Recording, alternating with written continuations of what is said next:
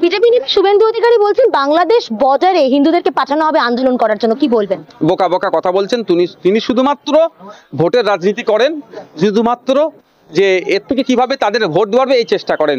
বাংলাদেশ বর্ডারে পাঠানোর প্রয়োজন না এখানকার নাগরিককে। দেশের প্রধানমন্ত্রীর এক ফোনে যদি রাশিয়া ইউক্রেনের মতো, রাশিয়া সুপার পাওয়ার যার কাছে, তাদের যুদ্ধ যদি থামিয়ে দিতে পারে, তাহলে একটা ফোন কেন ইন্টেরিয়াম সরকারের যিনি আছেন তাদেরকে ফোন করে কেন বন্ধ করতে পারছে না?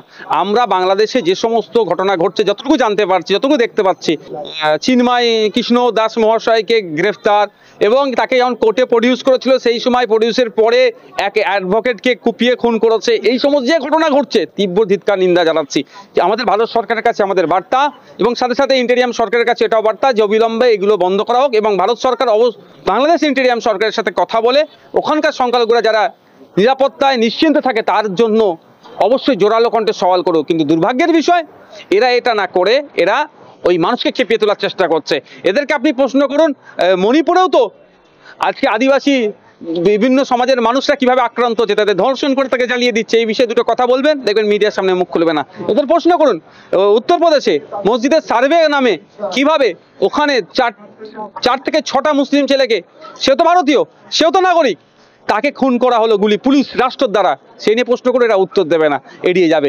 কিন্তু আপনাদের বলি, এই যে সার্ভে 1991 যে ওয়ারশিপ অ্যাক্ট দেখবেন, সেখানে সম্পূর্ণভাবে এই ধরনেরটা কতটা সাংবিধানিক কি কতটা অসাংবিধানিক ওখানে বলে দেবে, কিন্তু এই বিষয়ে এরা কোনো চর্চা করবে না। এরা উত্তরাখণ্ডের কথা জিজ্ঞাসা করবেন, কল ফর প্রেয়ারকে যদি আপনারা, অর্থাৎ আজানকে, এরা আজান দিতে গেলে নাকি প্রশাসনের অনুমতি লাগবে। এটা আমরা কোন জায়গায়? স্বাধীনতার 75 বছর পার করলাম, সংবিধানের 75তম দিবস উদযাপন করলাম, সংবিধান যে আমরা পেয়েছি, পৃথিবীর বৃহত্তম লিখিত সংবিধান আমাদের কাছে আছে, তারপরে আমরা এই দিন দেখতে হচ্ছে। পরিশেষে বলছি, শুভেন্দু অধিকারী, মমতা ব্যানার্জি বাংলাদেশের হিন্দু ভাই, সংখ্যালঘু হিন্দুদের জ্বালাটা বুঝতে পারবে না।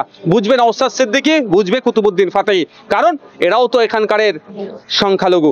আমি আবারও বলবো যে সারা পৃথিবীতে সংখ্যালঘুরা অত্যাচারিত হচ্ছে, কোনো জায়গায় ধর্মের কারণে, জাতের কারণে, বর্ণের কারণে, ভাষার কারণে, কালচারালি যারা মাইনরিটি সেখানে তারা আক্রান্ত হচ্ছে। এটা অবশ্যই বন্ধ হওয়া দরকার। যে যেখানে আছে সেখানে তাদের নিজস্ব আইডেন্টিটি নিয়ে বেঁচে থাকুক, তাদের নিজস্ব কালচার নিয়ে বেঁচে থাকুক, এটা প্রত্যেকটা রাষ্ট্রকে সুনিশ্চিত করতে হবে। কিন্তু বারবার যে প্রশ্নটা উঠছে, প্রথমে বাবরি মসজিদ আমরা দেখলাম, জ্ঞানব্যাপী মসজিদ দেখলাম, এখন শাহী জামা মসজিদ, 500 বছর পুরনো মসজিদকে নিয়ে এরকম একটা কথা তোলা হচ্ছে।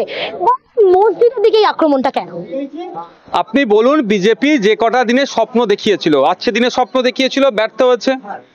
আজকে দিনের পরিবর্তে কি হলো? 15 লক্ষ টাকা করে বিদেশ থেকে কালো টাকা ফিরিয়ে নিয়েছে, অ্যাকাউন্টে দেবে, 15 পয়সা করে দেয়নি। উল্টে আমাদের মিনিমাম ব্যালেন্স না থাকার জন্য কয়েক হাজার কোটি টাকা গরিব দুস্থ মানুষের কাছ থেকে কেটে নিয়েছে।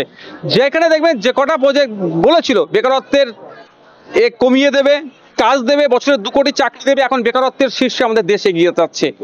সাংবাদিক স্বাধীনতায় 2014 সালে সম্ভবত 54তম জায়গায় ছিল, আর 2024 10 বছরে 159 র্যাঙ্ক আমাদের, আউট অফ 180। মানে ভাবতে পেরেছেন আমরা কোন জায়গায় পৌঁছাচ্ছি।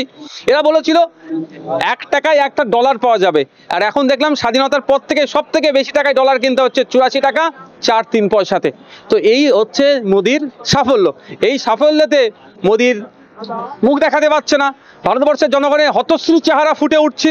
এটাকে চাপা দেওয়ার জন্য মন্দির মসজিদ, হিন্দু মুসলমান বাইনারি পলিটিক্স করতে হবে, এটাতে মানুষকে খাইয়ে রাখতে চেষ্টা হচ্ছে। আরজি করের প্রতিবাদ